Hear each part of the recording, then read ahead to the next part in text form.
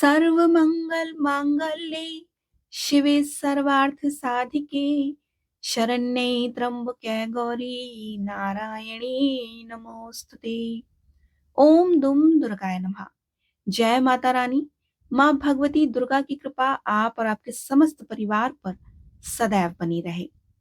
आज हम आपको 10 महाविद्याओं में तीसरी महाविद्या माँ त्रिपुर सुंदरी के बारे में बताएंगे कि माँ त्रिपुर सुंदरी का स्वरूप कैसा है, उनकी उत्पत्ति कैसी हुई और उनकी साधना से आपको क्या फल प्राप्त हो सकता है। 10 महाविद्याओं में तीसरी महाविद्या त्रिपुर सुंदरी के रूप में जानी जाती है। त्रिपुर सुंदरी को देवी षोडशी भी कहा जाता है। अपने नाम के अनुरूप ही देवी षोडशी तीनों लोकों में सर्वाधिक सुंदर हैं। महाविद्या के अंतर्गत वह देवी पार्वती के निरूपित करती हैं तथा उन्हें तांत्रिक पार्वती के रूप में भी जाना जाता है। देवी षोडशी को ललिता एवं राजराजेश्वरी भी कहा जाता है, जिनका अर्थ है क्रीड़ा करने वाली तथा महारानियों की भी महारानी। देवी त्रिपुर सुंदरी के षोडशी स्वरूप को 16 वर्षीय कन्या के रूप में दर्शाया जाता है। उन्हें 16 प्रकार की इच्छाओं का प्रतीक भी माना जाता है। देवी षोडशी के पूजन मंत्र से भी 16 अक्षर ही हैं। त्रिपुर सुंदरी महाविद्या को श्री यंत्र के रूप में भी पूजा जाता है। हिंदू पंचांग के अनुसार षोडशी जयंती माघ पूर्णिमा को भी मनाई जाती है। देवी त्रिपुर सुंदरी को स्वर्ण, रक्त एवं श्याम वर्ण रूप में भगवान शिव से संबंधित दर्शाया गया है। देवी एवं भगवान शिव को एक सिंहासन अथवा शैया पर सुशोभित दर्शाया जाता है, जिसके तल में ब्रह्मा, विष्णु, रुद्र, ईशान एवं सदाशिव स्तंभ स्वरूप विराजमान रहते हैं। देवी षोडशी के मस्तक पर एक त्रिनेत्र विद्यमान है। वह लाल वस्त्र धारण किए हुए विभिन्न आभूषणों से अलंकृत रहती हैं। देवी एक कमल पुष्प पर विराजमान है, जो स्वर्ण सिंहासन पर स्थित है। उन्हें चतुर्भुज रूप में दर्शाया जाता है। वह अपने हाथों में 5 पुष्प बाण, एक पाश, अंकुश तथा गन्ने को धनुष के रूप में धारण करती हैं।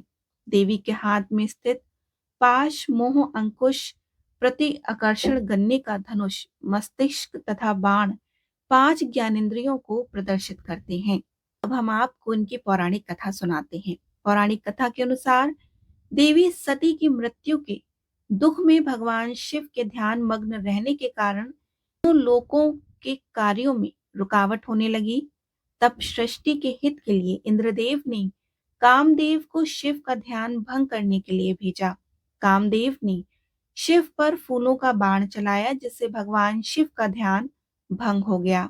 अब भगवान शिव इससे क्रोधित हो गए और अपने तीसरे नेत्र से कामदेव को भस्म कर दिया। उसी दौरान शिव के एक गण ने कामदेव की भस्म से पुरुष आकृति की मूर्ति बनाई और उस आकृति का नाम दिया भान। शिव के क्रोध से बने हुए होने के कारण भान में राक्षसों के गुण थे। भांडासुर ने अपनी राक्षसी शक्तियों से स्वर्गलोक पर अत्याचार करना प्रारंभ कर दिया। तब इंद्र ने नारद ऋषि से इसका उपाय पूछा और नारद मुनि ने इंद्रदेव को अपने मांस और रक्त से आद्या देवी की पूजा करने का सुझाव दिया। इंद्र ने आद्या देवी की आराधना की और आद्या देवी ने माता त्रिपुर सुंदरी का रूप लिया और भांडासुर का अंत करके सभी देवताओं की मुक्ति दिलाई। कहते हैं कि तब से तांत्रिक सिद्धियों के लिए माँ देवी की आराधना शुरू हुई। शिव की नाभि पर कमल के पुष्प पर बैठी हुई देवी त्रिपुर सुंदरी के सच्चे मन से आराधना करने से सभी मनोकामनाएं पूर्ण होती हैं। देवी त्रिपुर सुंदरी की साधना भोग आनंद के अतिरिक्त मुक्ति एवं परम तत्व का ज्ञान प्राप्त करने के लिए की जाती है। त्रिपुर सुंदरी साधना द्वारा मन, शरीर एवं भावनाओं को नियंत्रित करने की शक्ति प्राप्त होती है।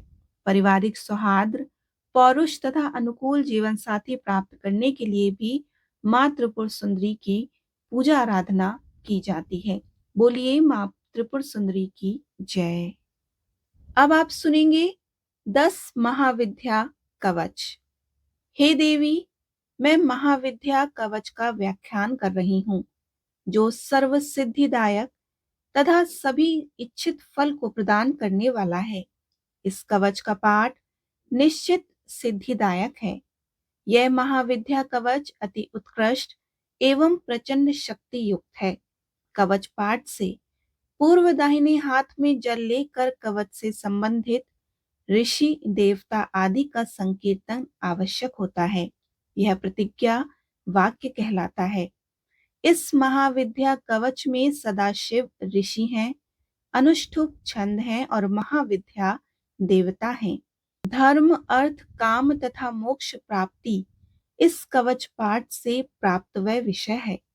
एम बीज अर्थात भगवती मातंगी मेरे सिर की, काम बीज क्लीम अर्थात भगवती काली हृदय की तथा रमय बीज श्रीम अर्थात भगवती महालक्ष्मी मेरी नाभि गुदय प्रदेश और पैरों की रक्षा करें। त्रिपुर सुंदरी मेरे मस्तक की उग्र छिन्नमस्ता मेरे कंठ की, भगवती काली समस्त शरीर की तथा त्रिपुर भैरवी गुदय प्रदेश की रक्षा करें।